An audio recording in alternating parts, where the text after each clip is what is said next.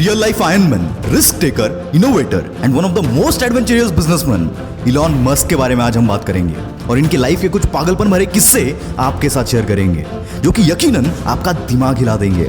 बस आखिरी लाइन तक सुनना, एक भी सेकंड आपका वेस्ट नहीं जाएगा। So let's start with the journey of world famous business personality Elon Musk. किसी भी नॉर्मल इंसान को कंप्यूटर प्रोग्रामिंग सीखने के लिए 6 महीने लगते हैं, पर इस बंदे में बचपन से ही कुछ खास बात थी।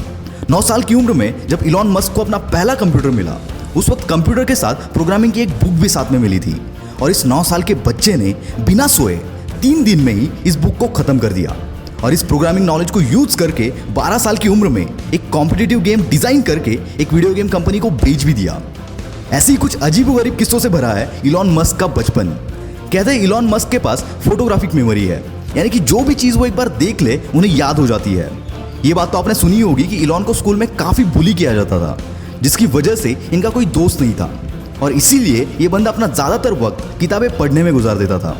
इलॉन के भाई बताते हैं कि इलॉन 7-8 साल की उम्र से दिन के 15-15 घंटे पढ़ते थे। अभी आपको थोड़ा फनी लगेगा, पर यह एक्चुअल किस्सा है।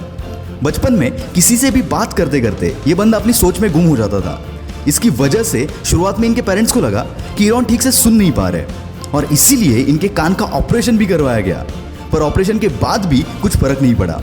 और फिर उनको पता चला कि इनका फोकस लेवल इतना ज़्यादा है कि अगर ये कुछ सोच रहे होते हैं तो उन्हें आसपास की आवाज़ें तक सुनाई नहीं देती। वैसे तो इलॉन बचपन से ही इनोवेटिव होने के साथ साथ बिजनेस माइंडेड भी थे, वरना कौन सा 12 साल का बच्चा खुद का प्रोडक्ट बनाकर कंपनीज को बेचने की सोचता है।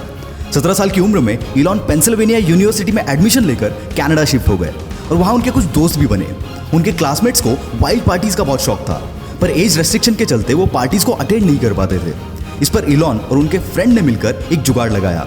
उन्होंने एक ऐसा घर रेंट पर कर लिया जहां पर वो वाइल्ड पार्टीज अरेंज कर सकते थे और पार्टी में पर पर्सन $5 की एंट्री फीस चार्ज करते थे। इससे इनकी पॉकेट मनी और रेंट दोनों निकल जाता था। कॉलेज खत्म होने के बाद 1994 में अपने भाई के साथ मिलकर इलॉन मस्क ने अपना पहला स्टार्टअप Zip2 लॉन्च कर दिया। Zip2 से लेकर स्पेसएक्स, टेस्ला और OpenAI तक जितने भी स्टार्टअप इलॉन मस्क ने स्टार्ट किए, उन हर एक में इनोवेशन इस बंदे का प्राइमरी और सबसे स्ट्रॉन्ग पिलर था। Zip2 में वो अलग अलग बिजनेसेस के मैप्स और उनकी इंफॉर्मेशन Zip2 के वेबसाइट पर प्रोवाइड करते थे, जिससे बिजनेस ओनर्स को नेटवर्किंग में हेल्प मिलती थी और इलॉन का ये बिजनेस चला।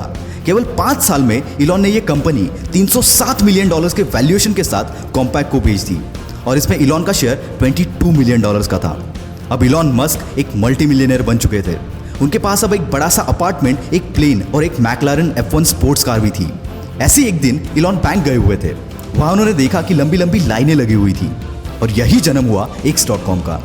इलॉन की यह कंपनी ऑनलाइन ट्रांजैक्शन केवल एक ईमेल के थ्रू प्रोवाइड करती थी। शुरुआत में तो लोग भरोसा करने के लिए कतराते थे, पर बाद में रैपिडली इनकी अच्छी खासी ग्रोथ हुई और आगे चलकर X.com पेपाल बनी। 2002 में eBay ने पेपाल को $1.5 बिलियन के वैल्यूएशन के साथ खरीद लिया। इसमें इलॉन मस्क सबसे हाईएस्ट यानी कि 11.7% के स्टेक होल्डर थे।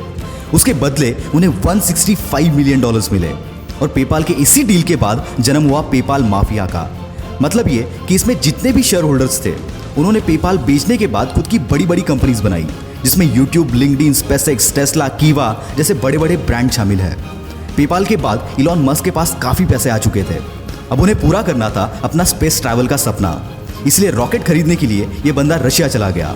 वहाँ रॉकेट का नॉन निगोशिएबल $8 मिलियन का प्राइस सुनकर ये बंदा खाली हाथ वापस चला आया, पर आते टाइम अपने साथ एक जज्बा लेकर आया कि अब रॉकेट तो मैं खुद बनाऊंगा। पर किसी भी चीज़ को जीरो से शुरू करना इतना आसान नहीं होता, कई बार हार का सामना भी करना पड़ता है। पर इस बंदे ने किताबें पढ़कर एक्सपेरिमेंट कर करके रॉकेट को बनाना चालू किया। साथ ही इलेक्ट्रिक कार बनाने वाली कंपनी टेस्ला में भी इन्वेस्ट किया, पर इतनी कोशिशों के बावजूद नाकामयाबी बंदे का पीछा छोड़ने को तैयार नहीं थी। एक के बाद एक रॉकेट्स के टेस्टिंग फेल हो रहे थे। यहाँ टेस्ला भी फंडिंग ना मिलने की वजह से डूबने की कगार पर थी। एक समय तो ऐसा भी आया जब इस बंदे के पास आखिरी $40 मिलियन बचे थे और दोनों भी कंपनीज डूबने की कगार पर थी। इनके सामने 2 ऑप्शन थे, स्पेसएक्स में सारा पैसा लगाकर टेस्ला को डूबने दो या फिर दोनों में आधा आधा पैसा लगाकर दोनों को डूबने दो।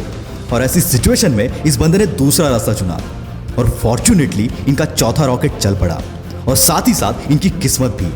स्पेसएक्स की कामयाबी देखकर नासा ने इनको $1.5 बिलियन का कॉन्ट्रैक्ट दिया, जिसने इनकी डूबती नैया पार करा दी। स्पेसएक्स और टेस्ला के साथ साथ इलॉन मस्क की कई सारी कंपनीज है जो कि इनोवेटिव कंपनीज है।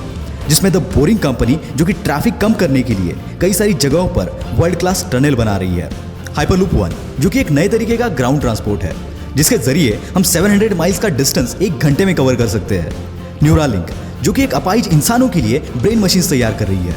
इसके चलते वो नॉर्मल इंसानों जैसे सारी चीजें कर पाएंगे। ओपन एआई ये कंपनी आर्टिफिशियल इंटेलिजेंस पर रिसर्च कर रही है। साथ ही इलॉन मस्क स्टारलिंक नाम के एक प्रोजेक्ट पर काम कर रहे हैं जिसके चलते वो 12,000 सैटेलाइट स्पेस में भेजेंगे जो कि अर्थ की ऑर्बिट में एक स्टार जैसी चेन बनाएंगे और इसी स्टारलिंक के जरिए पूरी दुनिया में हर जगह इंटरनेट प्रोवाइड किया जाएगा।